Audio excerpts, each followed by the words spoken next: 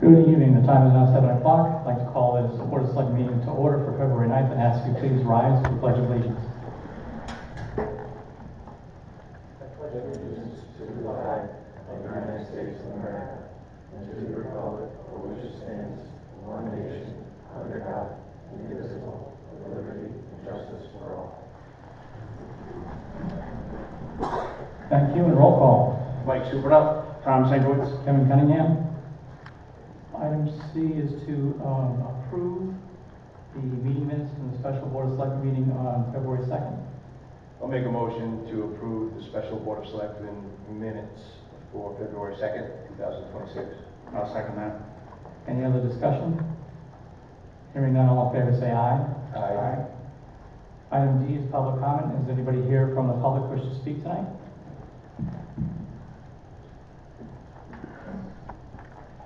Would mind just turn that microphone on over there? Yep, there we go. Sam Darren Luso. I just have a couple of points really quickly. So the Capital Planning Committee, I have been thinking about this a lot, especially as we have been talking about the ECC and things like that. And I just want to stress that this is a really important committee to have in place, especially if we're not going to have a town manager. This is a group of volunteers who come together. They don't get paid. If we're not going to go in the direction of a town manager, then we really need to start thinking about the strategy further than the 2-year term that we have for a selectman. I think this group is really, I've looked at the list, and it is made up of really, there's experts, there's people who know the town, there's people who are new to the town, there's people who live elsewhere, there's people who only live in town, and I think it's a really representative group, so I think we should really focus on making sure that they have all the information possible. Sorry, I'm like freezing. It's out here this week. And so it just goes to show that we really need to make sure that we have all of the information possible, and that we make sure that they're successful in whatever they do and they have the resources to do what they do. The only other thing is the solar panels, and I think we really want to make sure that we are weighing that against where else they've been in Connecticut. I looked at Sterling because they got the same offer for the same presentation, and I just want to make sure that we're not getting lost in the fray again because we have a lot of open space. Thanks. Thank you. Anybody else here tonight wish to speak to? Okay, with that we can go into item E as old business, which we have none. Item F, new business, item 1. Consider an act on the tax refunds as requested by the tax collector totaling $6,620.28. You'll see in the original minutes there were 2 items that were for Jewish City Savings Bank, which weren't there. I was informed about that today by the town tax collector. She notified me of what they were, so I just wanted to say that the packet was for Jewish City Savings Bank, and I added in those other 2 items in there for a grand total of $6620.28. 3 items for Jewish City Savings Bank, one for $1754.09, one for $1504.28, one for $1556.29. Next one is for Richard L. Mercer, trustee, $6.30. Next is Daryl R. Saborn, $1791.48, and the last one is Alyssa Endler and Glenn Ostringer is $7.84. Grand total should be $6620.28. I'll make a motion that we approve the tax refunds as requested by the tax collector for $6,620.28. I'll second the motion. Any other discussion? Hearing none, all in favor say aye. Aye. Thank you. Item 2, discuss an act on adding 1 resident as an alternate representative to the Northeast District Department of Health. You have in your packet a small notification that we have a person who served on that board for many years. And because we added 2 new people to it, we have, I reached out, well actually Rob reached out to me, so he didn't mind being an alternate. So really what it would be to us to approve adding Rob Kerr as an alternate to the Northeast District Department of Health Board of Directors, effective dates February 10th, 2026, and all the way to February 10th, 2029. I'll make a motion to add resident Rob Kerr as an alternate representative to the Northeast District Department of Health from 26 to 29. I'll second that. Any other discussion? Hearing none, all in favor say aye. Aye. Thank you. Item number 3, we have a presentation from Husky Solar. The gentleman from Husky Solar should be here. There we go. By the way, the Husky Solar presentation was done for public review maybe 3 weeks ago. January 14th. Yeah. Yeah. So they wanted to do a presentation to the selectmen as to what they're looking to do. So at this time, I would turn it over to the 2 gentlemen from Husky Solar.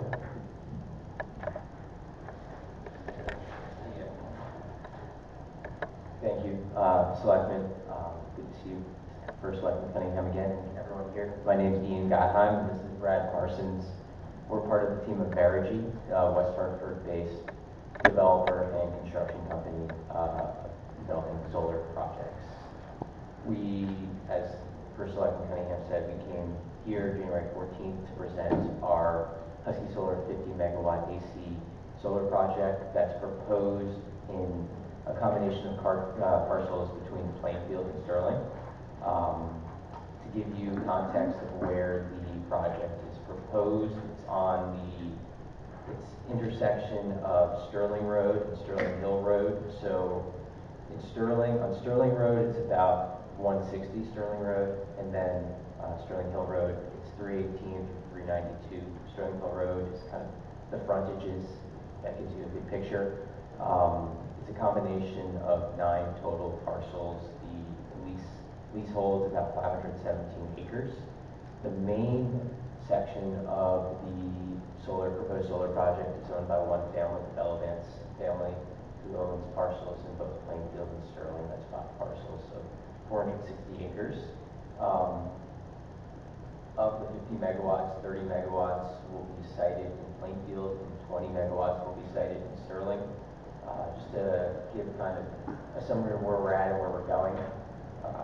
We currently have a large generator interconnection agreement with Eversource and ISO New England, which just basically gives us interconnection viability to be able to interconnect the project to the electrical grid. Besides that, we just were awarded in a CTP RFP, a zero carbon RFP, which basically the summation of that, we're working through contracts, power purchase agreements with Maine, Massachusetts, and Connecticut, who basically just buy the power that's generated from the project. So we're working on that right now, as all 3 states see a need for the power generated from this large transmission level project. That's on the interconnection side. Have to go over the permitting, which we're in now, which is why we're speaking here. We spoke to Sterling last week on the 4th, and also here on the 15th. But we have to submit to the Connecticut Siting Council for certificate of environmental compatibility and public need. Essentially, through that process, we get reviewed for a lot of environmental factors, rare threatened endangered species, wetlands, core forests, farmland, etc. So the encompassment of package of all the appendices and figures that we will submit to the Siting Council includes all those different attributes and speaks to everything there, which will get submitted to the Siting Council, I believe, next week. To get to that submission point, we had to go through a 60-day municipal consultation process with both the towns of Plainfield and Sterling, which is concluding the 60 days concludes as of this week. Which is why, again, we're doing all these meetings, taking questions from abutting properties to the projects, etc., just trying to explain what we're proposing to do and take any concerns from both towns and the selectmen for both towns. As well as the Siting Council submission for the application, we have to submit the CPD for stormwater permit. That stormwater permit takes into account any additional flows of water, any pervious surfaces that become impervious, any tree clearing, etc., and then takes anything there into account to make sure that runoff from the project is less than or equal to what's previously there. I think that's an official summary. So yeah, those submissions will go in. The first one, the Siting Council submission, in the next week. The other ones require a couple more surveys and investigation before we get that in.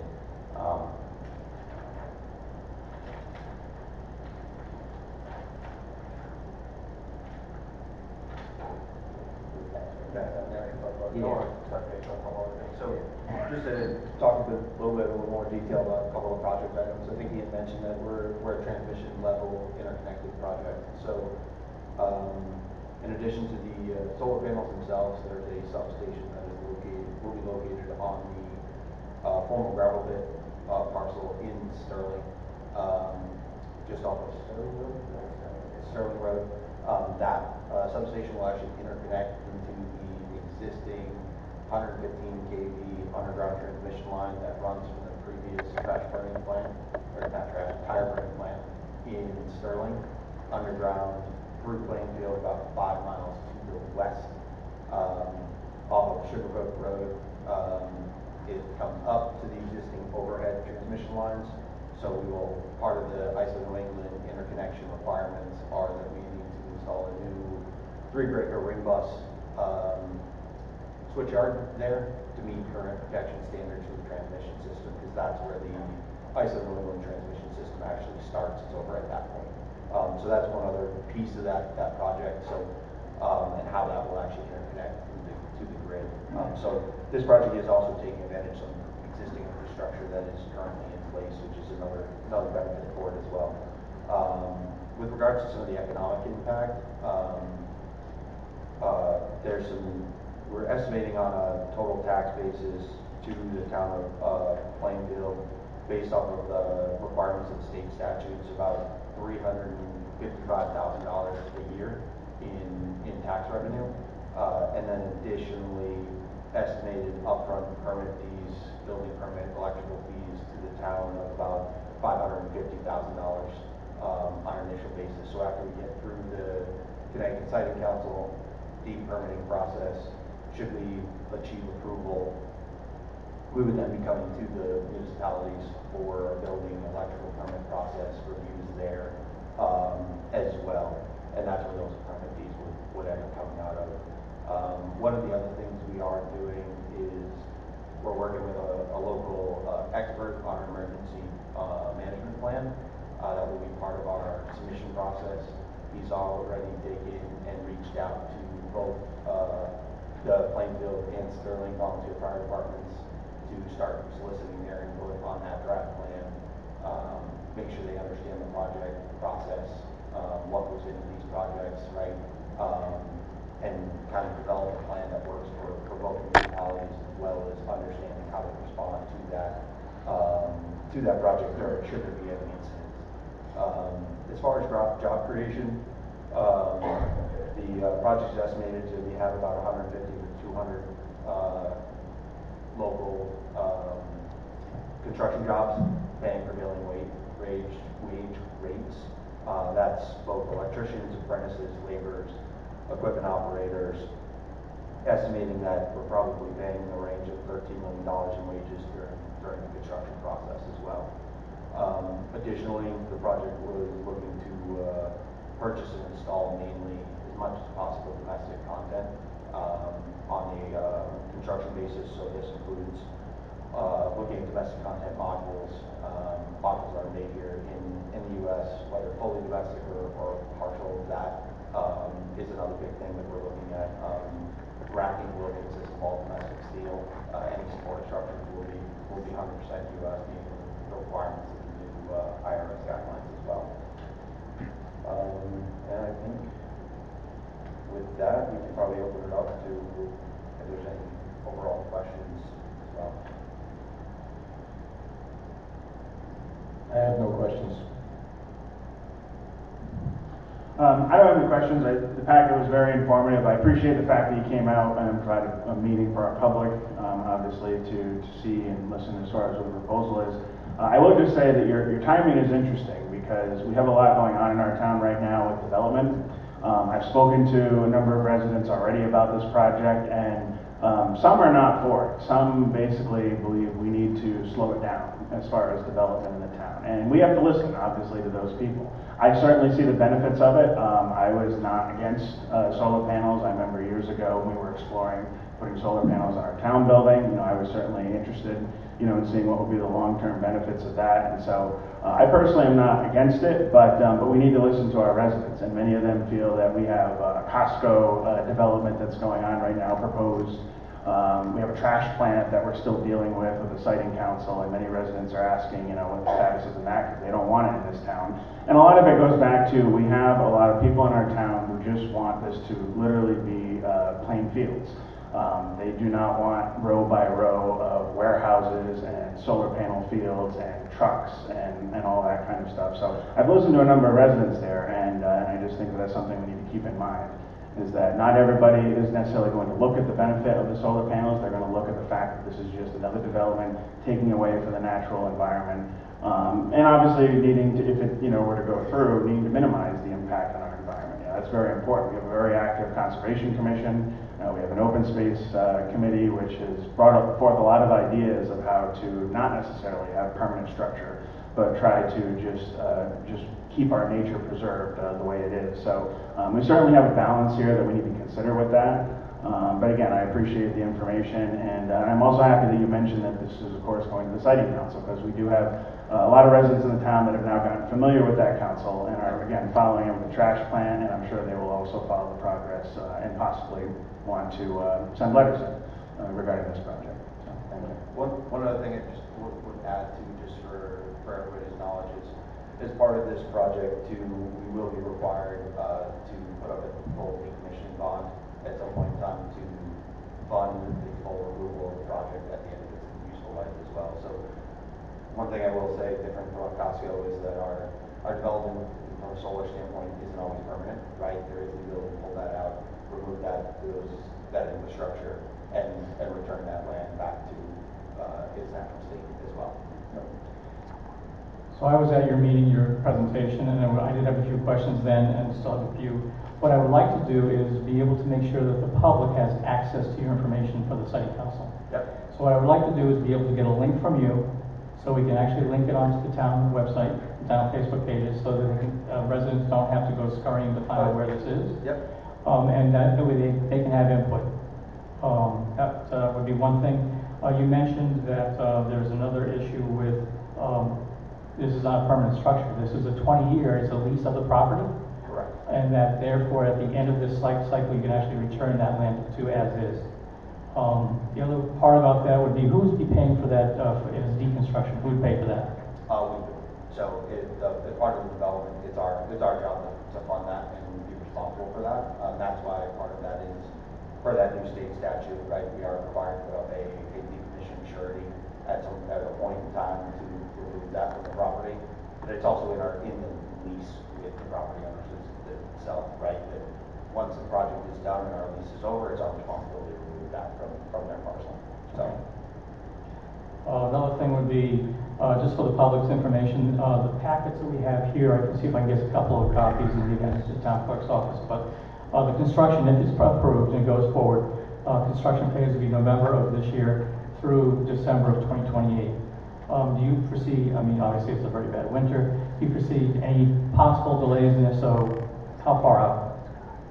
And there's always a chance of delays. Obviously, we're dealing with it right now during this winter, and we've got 4 or 5 projects under active construction right now that we're unfortunately moving snow when we don't want to be. Knowing that we're probably, the idea would be should the project get approval from all the required agencies this year, that November start time would be what we would consider a phase 1 construction start, where we're doing any site preparation work, getting ready for the actual full construction, and hopefully getting to a point where we can settle down for the winter, let that winter happen, restart in the springtime for that phase 2, where we'd actually get into installing the panels, the racking, and the like. Should that not be able to be finished within that full time frame, or we have some winter conditions, we could spread out another 3 to 6 months after that, say December 28th time frame. But obviously our intent is to finish it as soon as humanly possible. We don't want to be out there any longer than we necessarily have to be there. So I do appreciate the opportunity to at least speak with you about what you're presenting.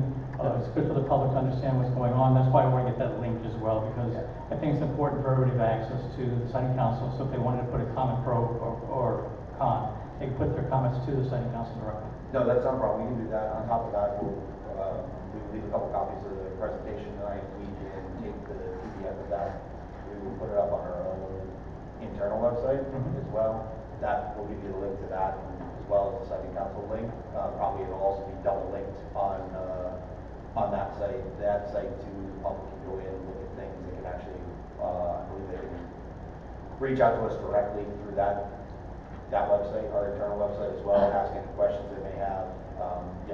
We welcome the questions, we welcome the dialogue, right? It's, we understand that these things are, everybody has their own feelings and opinions on things, and our goal here is to educate a little bit too with regards to what we're doing and how we're trying to serve the environment and, be stewards of the environment at the same point in time when we're doing development like this. So. Okay. Is there any other comments or questions? Thank you. Thank you. Thank you.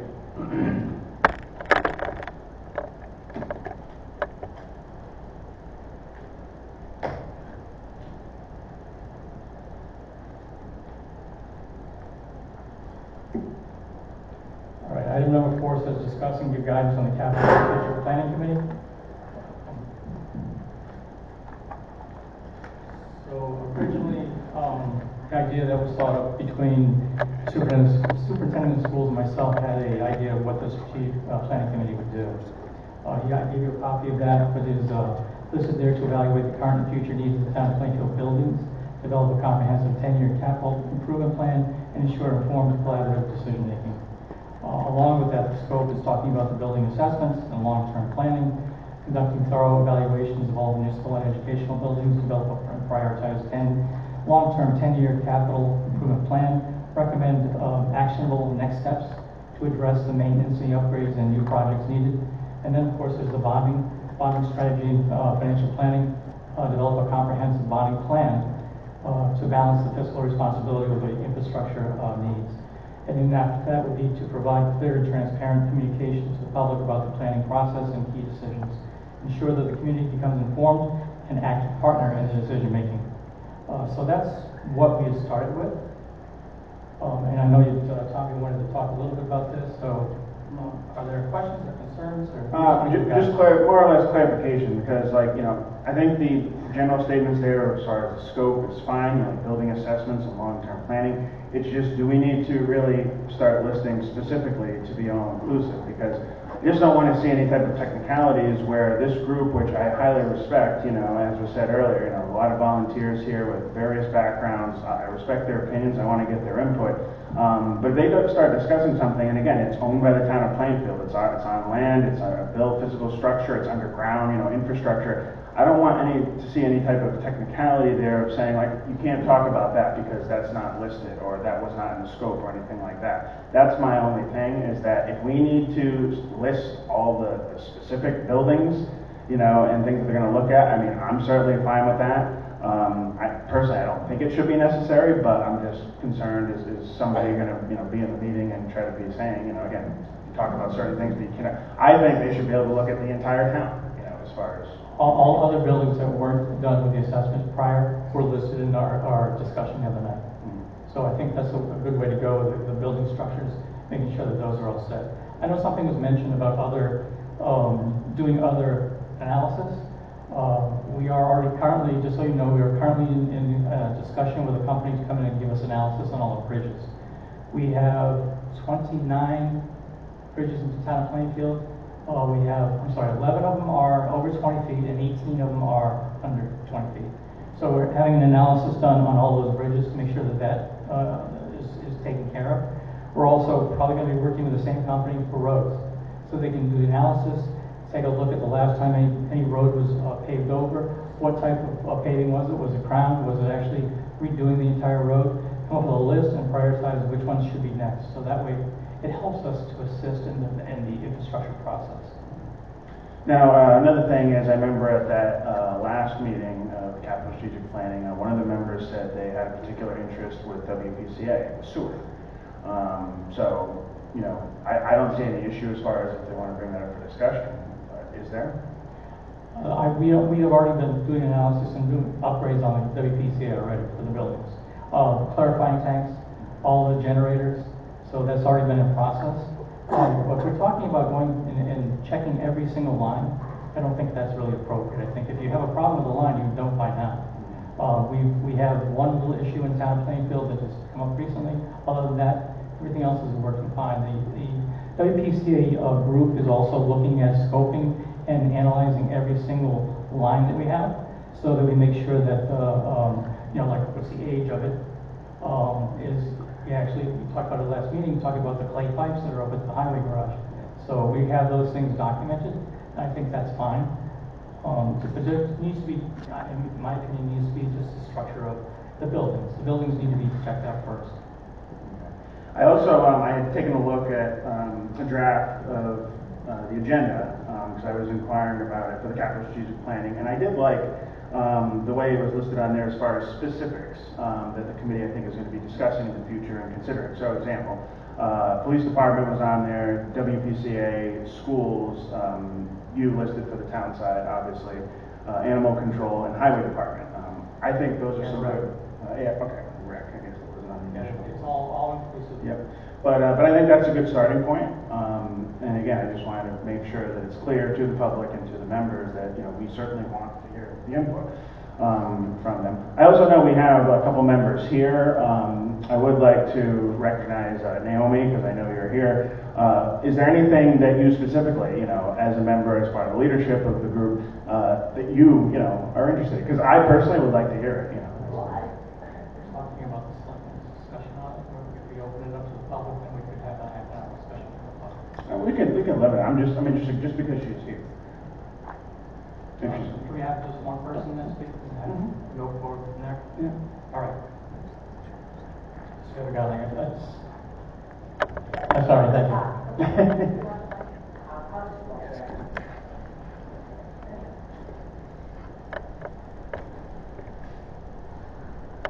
Naomi Smith, Plainfield.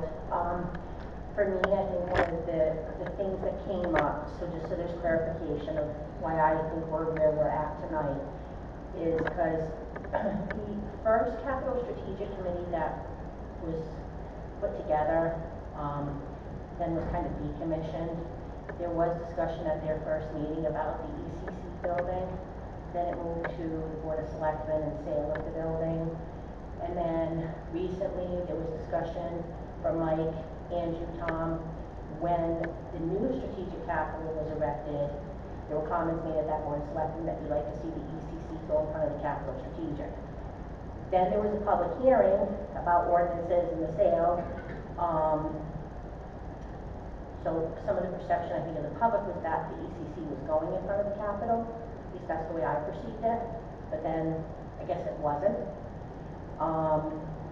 So we were given a list for the police department, the rec department, and my question is, are we going to move forward? If the Board of Selectmen voted down the sale of the ECC, then are we just going to leave it sitting dormant, or are we going to look at it and potentially do assessments for other usages? So, Okay. is that better? Yeah, I can try to answer And then I was kind of a little taken back because not the previous Board of Selectmen, but the one before that, Selectman Cunningham kind of alluded that the perception was put out there, but that was a lie, and it wasn't. That truly was the perception. So I was kind of offended that you alluded that I was lying when I wasn't. When it was stated at the Board of Selectmen, it was on the original capital strategic agenda. So that's why I wanted clarification when we had the capital strategic. Are we going to deal with it? Are we not?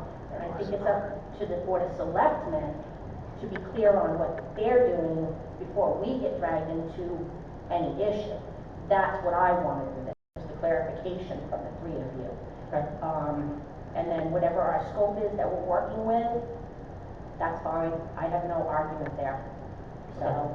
It's of my opinion that you should be looking into the ECC building, because that is one of the town's buildings. It was a former, obviously, school, and that's my original thoughts were, and that's my belief that you should be looking into it. So I guess from a public standpoint, and from someone who's attended many, many years of meetings, the Board of Selectmen needs to decide. It's not like if you like the idea of us looking at it, Mr. Supernaut, but do you want to make a motion to move it that the ECC is going to be put in front of the capital strategic so that it's official, it's on the record, and it's a vote? I just want clarification so we know what we're doing. And then whatever we're not supposed to be looking at, we don't. It's as simple as that. I mean, all of our buildings the list we received, I agree, they need to be looked at, so. But I think the board just wants clarification, it wants structure, it wants to know what direction it's moving in. And so we're working together in a respectful manner with the Board of Selectmen. All right, so let me clarify, and I appreciate your input, but let me clarify, the ECC building, it was talked about at the original, by the way, all the other meetings were not official meetings because we didn't get proper clarification for the Board of Selectmen to vote on those members, to create the committee, and then to be sworn in. So up to that point, there was discussion. I would say there was discussion on it. So the idea that we should be looking at the ECC building, I think should be for, it was mentioned the other night, and I'll see if I can get clarification, but you were all there. That was mentioned as ECC building. What would be the assessment for usage? Really, that's what it is. So if we're looking at that as an assessment for usage, it just brings up other issues. The first issue is, and I think you mentioned it, was what to do with it for now. And I brought this up at the last Board of Select meeting. We are going to have to evaluate what we're going to do, not to mothball it, but to make it so that you can continue on with the season, make sure there's no issues. What happens if we can just, try to do some of the maintenance on it now? We can do some more of the maintenance on it. There's a book that's suggested from Bureau Veritas. And Bureau Veritas got their information from RS Means. That's a very, well-known company. They make sure that they know what's right and wrong with the building. They can give you the cost analysis based on the region that you're in. And that was some of their items that they put on that list. Our job is not to let this deteriorate. We already had that issue happen in the town of Plainfield. This is a little better because it does have power, it does have water, so it has access already. But we can't just let it sit there. I mean, we were worried about, I'll talk about this later on too. We're worried about the condition of our buildings because of the snow and the ice on your buildings. We had an issue this week already. So we have to make sure that what we're doing puts it in a proper perspective of where we're going with it. Can we wait, 4 or 5 months for an analysis to be done on what to do with the building? Sure. I don't have a problem with it.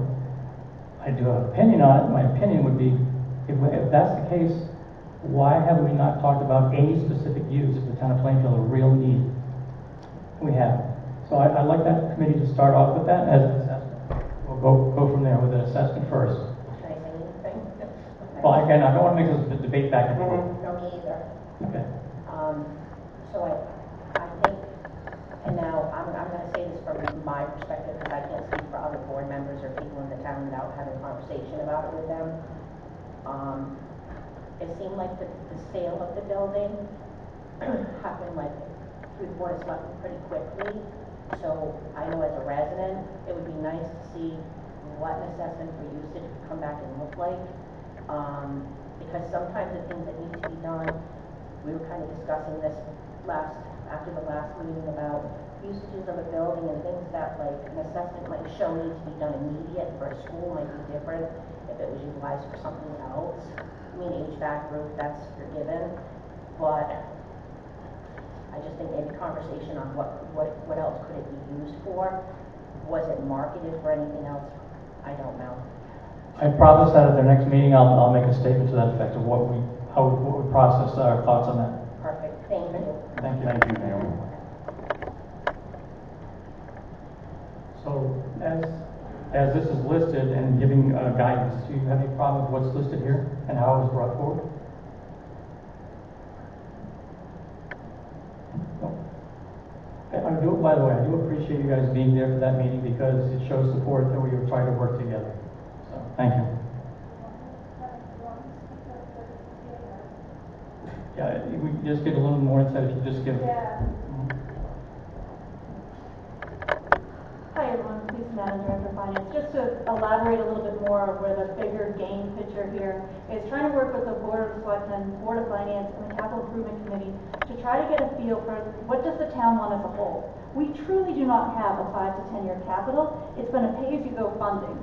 And so what we'd like to do is, if this group start with the building and then work its way out, but I realize there's also infrastructure involved. So I've taken upon myself, there's no listing of the roads in the current maintenance schedule, so I'm meeting with 2 different companies to get that evaluated. In addition, I've talked to Stephanie from WPCA to get an I&I, or infiltration and inflow analysis, to make sure that our pipes are working correctly. So before this capital strategic committee gets overwhelmed with all of that, let me help them and do some legwork, because to me it's a town's asset and I need to report that accordingly. In addition to, we also get state funding for the roads, and I have to report where that money goes. So I want to get this listing on the roads. I want to work with WPCA on an I&I analysis first. So if you allow me that time to do that, and while you guys focus on, do you want one central location for a school, or do you want to have a pickleball court 5 miles down the road? I mean, I don't know. It's what you as residents want that need to come up with that. So if you focus on the buildings first and allow me the time to come up with the infrastructure, and then we can come up with a true 5 to 10 year capital plan and include all the funding sources, whether it's from fund balance, whether it's from not just bonding. There's also LOPIP grants out there, the town road aid. I think all the funding needs to be clear as day, and actually it's state statute that I have to include the LOSIP funds on a capital strategic plan. So just a little more headway into that and trying to create a capital non-recurring. So there is a bigger picture here, but I think if we start here and having all 3 committees work together, I think we're going to off to a great start. So thank you for allowing me to talk.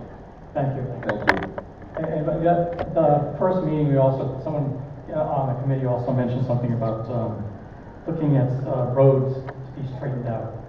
For anybody who knows the cost of that, we're talking millions for certain roads, millions.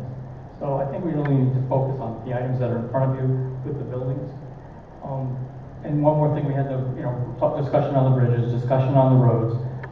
In the spring, we're going to be doing sidewalk review as well. I'll get to a little bit about that later on, but the sidewalk reviews, it shouldn't be on this group, it should be on the town to maintain, look every year in the springtime to see what has to be replaced for sections like May of Frost Eve, may have been starting to break out.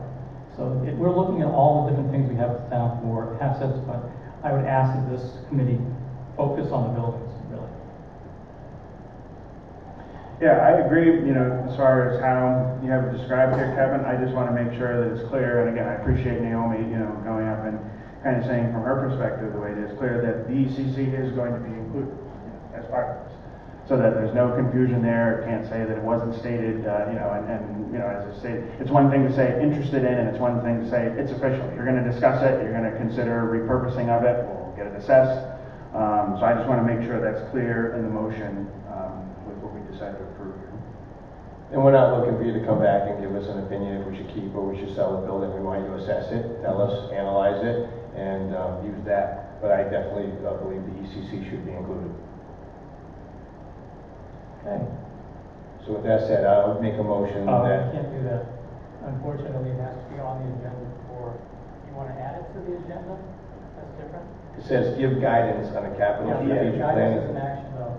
You have to actually put it on as act. So we discussed it, gave some ideas, we didn't put the action on. Again, if you wanted to make a motion to add it to the agenda for an action item, that's fine. It doesn't make sense. It's an actionable item, and discussing give guidance, it does not. We actually had a discussion on guidance tonight. But where does it say that this is not the agenda? Like, this is not what's being.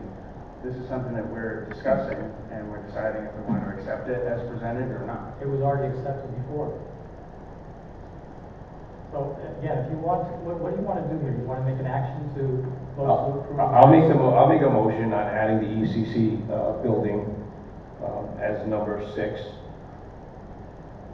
Yeah. For guidance with the strategic planning committee. Yeah, I would second that. So again, what's the motion then? We're going to add this, add what? I just want to write down. Number 6. Yep, motion to add to the agenda. Yeah. Guidance or an action item, if that's what you want to call it. Yep. Adding the ECC building to the list that the capital strategic planning committee will look into.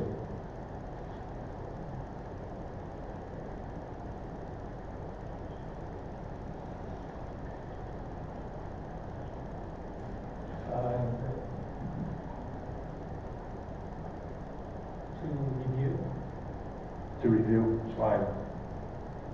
We have a motion to add to the agenda an action item for adding the ECC building onto the capital strategic planning review. I'll second that motion. All in favor, say aye. Aye. All right, so we'll get that to number 6 in a minute or two. Discuss the American Legion ambulance needs for budget 26-27. So do we want to go back to the guidance of this? Because it's listed separately as an actionable item. Did you want to? In your mind, you have this actionable item now. It's just guidance. We were talking about it. We did have some guidance for it, but to make an action to approve adding the EC to the capital strategic would be item number 6. Okay. It's going to get done. It's not item number 6. Normally. Okay. Yeah, just want to make sure before we move on from that. All right, so item 5, discuss American Legion ambulance needs for budget year 26-27. This is something that is going to take a little while for us to do. We can't just make it an actual item tonight. But you have in your packet an item here from the American Legion Ambulance Fund. We sat down and talked a little bit about what was presented as a potential contract. Now, normally, in the past, the American Legion Ambulance has done wonders for the town of Plainfield by not charging the town of Plainfield. We've already been through this before.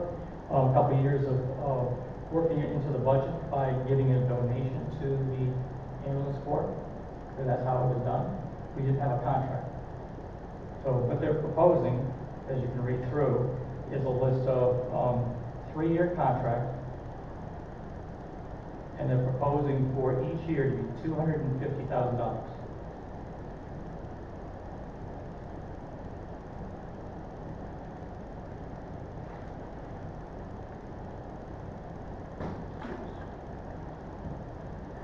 So the presentation that was given, you have a copy of that presentation, talks about each year. One of the concerns I have would be the volume, the increase. The increase is from what was 80,000. We had about a little bit of adjustment last year from 100. But to go up to $250,000, that's a 212% increase. I was sitting down with the members of the American Legion Ambulance and talking about a modification. Something we might not pass it. It has to be talked about and passed. I was looking at, I think it was, correct me if I'm wrong, was it 215? 175. 175, 215 for the second year, and then up to 250. 250 for third year. Don't get me wrong, the service that you provide is fantastic. I've mentioned it many, many years. That's why I was promoting to get donation of the 80 for the first year. We tried to get 100,000 the second year. It was just the ask this time was just a little far, especially for a 3-year contract. So you all have a copy of each of those items? Yes, read it, and I spoke with Andrew before the meeting. My big thing is I definitely want to give the opportunity to our Board of Finance. I remember when I was on the Board of Finance when the initial increase had happened a while back. I think a couple of you guys had come out to that meeting and obviously answered questions and gave kind of a quick summary presentation, which was much appreciated back then. I think that's definitely going to be necessary, with this too, because those being our fiscal management board need to be given that opportunity to ask their questions and express their concerns on it. But I do concur with what Kevin said, which is certainly it's a great service that is offered. We need to continue it. It's not like it's an optional service. The state mandates it, but it is quite the hike, so we need to. Just let us know when we're more than happy to bring the documents. I would appreciate that. Another thing would be, when you gave me your financials on that one page, Yes. is there an auditor that you had to do this? No, we did it in-house. We worked with our tax guy in Germany. I'm just saying, I would like to see an auditor show these numbers. Oh, that's not a problem. Okay. It does help.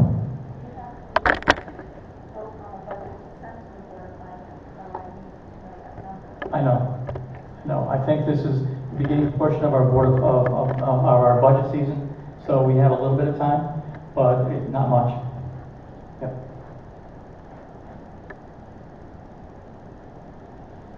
Where did the 3 years come from, 3-year contract? that's what the committee decided on with the 3 years to try to stabilize the ambulance crew.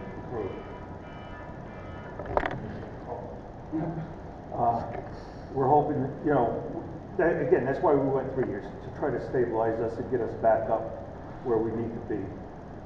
Our units are depleting, pay scale's down, and we're just behind the 8 ball so bad, and the building needs attention. We're just so far behind that. I think I'd like to also work with our finance director on some possible questions so we can get that information as soon as possible and then bring it forward. I can see where you're looking for stability, that's why the contract, Yes. versus asking for Yes. financial support, Yeah. which is unfortunately, when you have the budget that keeps failing, as everybody has to take a hit, and that's what I did last year. We worked on trying to make it so it would be minimal impact to every group. And during the presentation, I think we need answered, what are you doing to try to court Hartford Healthcare to do transports? Because I know that's where probably your bread and butter is. If you can get into Hartford Healthcare to do transports, correct? Well, we finally got a transfer license, but our primary is 911. And transfers are our secondary or just a little extra off to the side if we could get them. Hartford Health right now has denied us to come into the ER to do any transfers. They're just not talking with us. We have got a vacant to help them out with transfers. But we're not doing long transfers because our equipment, and we're just doing up down 395 400.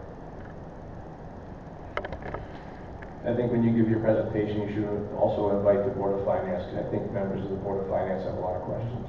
Just let us know when, Okay. and we'll be more than happy to present it. Thank you. Thanks. So we have about a week or two then? Can you get an order to the follow-up within a week or two? I know it's a lot of pressure, but I'm trying to I'll work get it. back to you on that. I got to talk with my person that does the books. Yep. I mean, anytime we can have a special Board of Selectmen meeting in conjunction with the Board of Finance to have the presentation, it's a matter of when you have your data available. Yeah. Okay, I'll let you know. Okay.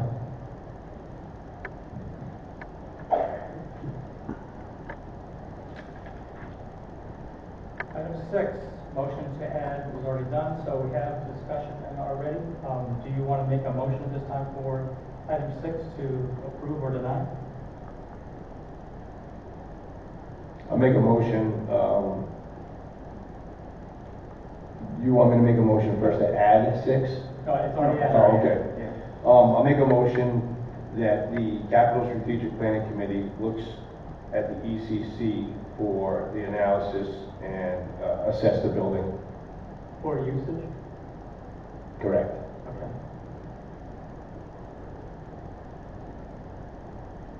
We have a motion.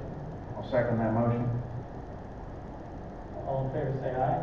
Aye. Okay, I'm gonna go to the other. So I want to give you an update. There was a roof leak in our town hall. It was in the town clerk's office. I want to let you know that we've already put a claim in, that we're already working on an emergency fix. So I can't say you will spend up to a certain number, but I'll get that for you for as soon as possible, so we can, vote to move monies. Our finance director is helping us here with both the claim and finding the areas that we can actually utilize money from to take care of it. This is a good lesson that we should be looking at all of our buildings at all times for ice dams, especially through this process. I have my maintenance person and all my buildings to be reviewed and take a look at for right now. So if there's any other buildings that have to have the ice or snow removed, we can take care of that. The next thing about that is this is obviously emergency work, so hopefully I'll get all the details by the next meeting. While we're on the snow and ice subject, and we as a Board of Selectmen are required to look at all of our ordinance annually, I would like to talk about ordinance number 120 and ask that you look at the paperwork and review it for the next meeting.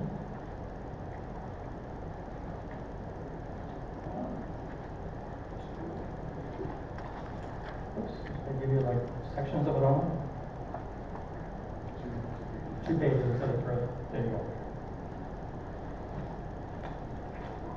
So this is the ordinance concerning the obstruction of sidewalks and highway right-of-way. I'm sure it's been some discussion for years. We have an ordinance, so therefore we should have any violations acted upon. The problem that I can see out of this, and I want you to think about this for 1 second.